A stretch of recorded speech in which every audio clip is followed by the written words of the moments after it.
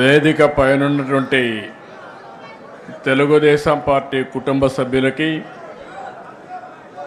రాష్ట్రంలో ప్రస్తుతం ఇక్కడ ఉన్నటువంటి నాకు ప్రాణ సమానమైన తెలుగుదేశం పార్టీ కుటుంబ సభ్యులందరికీ,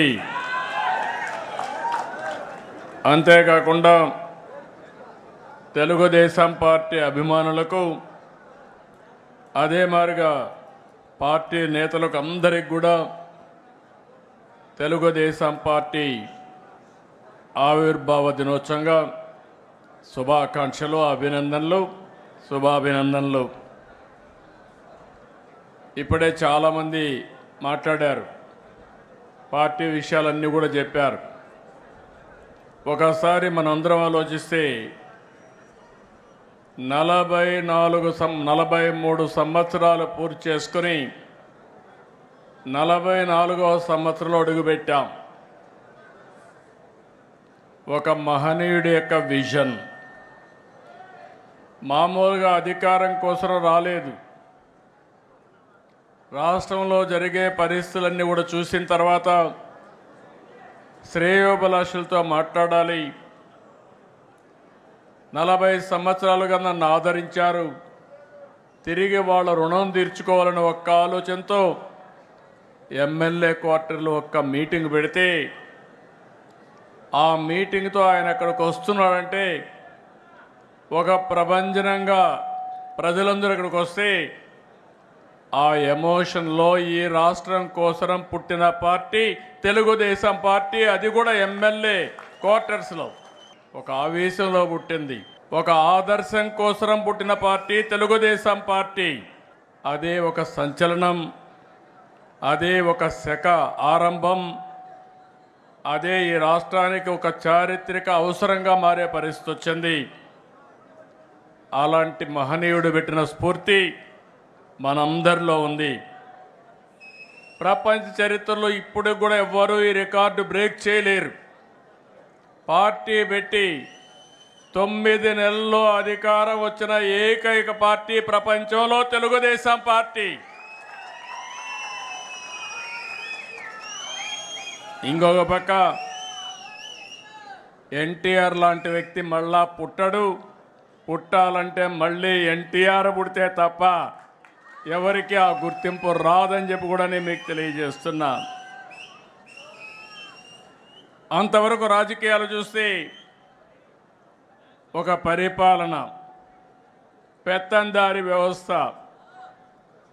మామూలుగా ఎమ్మెల్యేలంటే అందులో షెడ్యూల్ కులాలంటే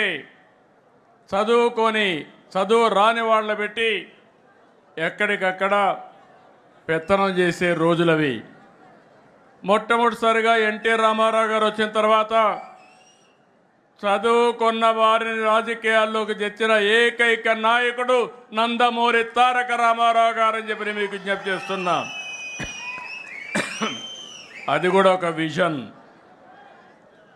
రాష్ట్రం బాగుండాలంటే యువ రక్తం రావాలి. అంతవరకు ట్రెడిషనల్గా ఉండే పాలిటీషియన్స్ పోవాలి. అదే మరిగా చదువుకున్న వ్యక్తులు రావాలని ఆ రోజు ఆలోచించిన వ్యక్తి ఎన్టీ రామారావు గారు. ఇంకో పక్క మీరు ఒక్కసారి చూస్తే అంతవరకు పరిపాలనకే పరిమితమైన ప్రభుత్వాలు పేదల సంక్షేమానికి నాంది పలికిన మహానుభావుడు ఎన్టీ రామారావు గారు అని చెప్పి నేను మీకు తెలియజేస్తున్నా. ఇదే కాదు, అప్పటి వరకు ఎంతోమంది మనం చూసాం పరిపాలనలో అనుభవం ఉండి ఎలాంటి సంస్కరణలు చేయని వ్యక్తులు. ఉండమ్మా, ప్లీజ్ ఉండు. తమ్ముడు ఉండు, మాట్లాడుతూ ఉండండి. మీ సమస్య మీది, మీకు చెప్పాం కదా, మాట్లాడతాం కదా, మీ పనులుగా చేయడానికి. కూర్చోండి. వాళ్ళ ఆ పక్కది ఏంటి, కొంచెం కూర్చో. కూర్చో. ఈ సమస్యలు ఉన్నాయి, మాట్లాడుతూ ఉన్నాం కదా. వాళ్ళని అటు తీసుకురండి, కలుస్తాను నేను.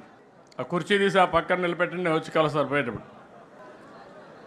ఇన్నయ్య అడిగిరా, మరీ అతిలుగా తయారవుతారు. సమయం సందర్భం కూడా ఆలోచించుకోవాలి వ్యక్తులు కూడా. ఈరోజు ఒక శుభ సందర్భంలో మనం రాష్ట్రం అంతా ఒక మెసేజ్ ఇవ్వాలనుకున్నప్పుడు మీరు కాగితాలు ఇచ్చారు, అన్ని కాగితాలు తీసుకున్నాం, ఆ పనే చేస్తాం, మళ్ళీ చేస్తాం. కానీ అందరూ ఈరోజు కార్యకర్తల సమావేశంలో మీరు ఒకటి గుర్తుపెట్టుకోవాల్సింది, నా దగ్గర కాగితాలు ఇస్తే పదవులు రావు, కానీ క్షేత్రస్థాయిలో పనిచేస్తేనే మీకు పదవులు వస్తాయి, గుర్తింపులు వస్తాయి. మళ్ళీ ఒకసారి చెప్తున్నా, నేను ఆ విషయంలో మీరు అందరూ గుర్తుపెట్టుకోవాల్సిన అవసరం. ఇంకా మనకు ఏదో కాగితం ఇస్తే పదవి వస్తుందని ఆలోచన చేస్తున్నారు, కానీ వేదిక పైనున్న ఏ నాయకుడు చెప్పినా, రాష్ట్రంలో ఏ నాయకుడు చెప్పినా నేను ఇంటా. నిర్ణయం మాత్రం మీ పని మీదనే ఆధారపడుతుందని మరొకసారి విజ్ఞప్తి చేస్తున్నా. ఒకప్పుడు మనం ఒకసారి ఆలోచిస్తే ఈ పార్టీకి మనందరం వారసులం. ఈ విషయం మీరందరూ గుర్తుపెట్టుకోవాల్సిన అవసరం ఉంది. నేను కూడా ఈ పార్టీకి ఒక అధ్యక్షుడిని, ఒక టీం లీడర్ని మాత్రమే. నా ఆలోచన తెలుగుదేశం పార్టీ శాశ్వతంగా ఉండాలి. తెలుగువారున్నంత వరకు తెలుగువారి కోసం తెలుగుదేశం పార్టీ ఉంటుంది. దాంట్లో ఏమాత్రం అనుమానం లేదు. మన అందరం వారసులం మాత్రమే, కానీ పెత్తందారులు మాత్రం కాదు. ప్రతి ఒక్క కార్యకర్తకు న్యాయం చేసి తిరిగి ఈ సాంప్రదాయాన్ని భావితరాలకు అందించవలసిన బాధ్యత మనందరిపైన ఉందని చెప్పి మరొకసారి విజ్ఞప్తి చేస్తున్నా. అందుకే మీరు ఒక్కసారి చూస్తే ఎన్నో పార్టీలు వచ్చాయి. చాలా పార్టీలు ఎప్పటికప్పుడు కనుమరుగయ్యే పరిస్థితి కూడా వచ్చింది. కానీ అన్ని రాజకీయ పార్టీల కంటే తెలుగుదేశం పార్టీ భిన్నంగా పనిచేశాం. మీరు ఒక విషయం గుర్తుపెట్టుకోవాలి, తెలుగుదేశం పార్టీని లేకుండా చేస్తామని చాలామంది ప్రయత్నం చేశారు, కానీ ప్రయత్నం చేసిన వ్యక్తులు కాలగర్భంలో కలిసిపోయారు.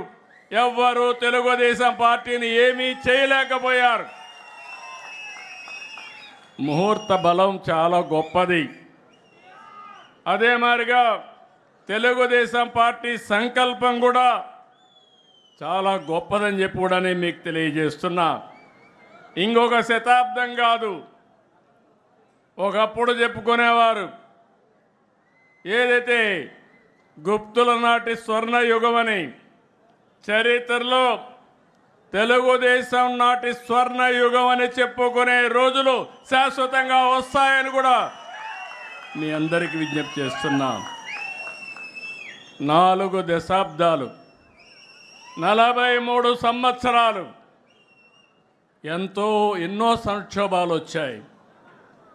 ప్రతి ఒక్క సంక్షోభాన్ని అవకాశంగా తీసుకున్నాం. అదే సమయంలో ఎన్నో సవాళ్లు అధిగమించాం. దానికి కారణం వేదిక పైనుండే వాళ్ళకంటే వేదిక కింద నుండే కార్యకర్తలే ముఖ్యం అని చెప్పి కూడా మీకు తెలియజేస్తున్నా. అందుకని పార్టీని ప్రాణంగా బతికే పసుపు సైనికులందరికీ నా అభినందనలు. మనస్ఫూర్తిగా పాదాభివందనం చేస్తున్నా. మీ అందరికీ సెల్యూట్ చేస్తున్నా.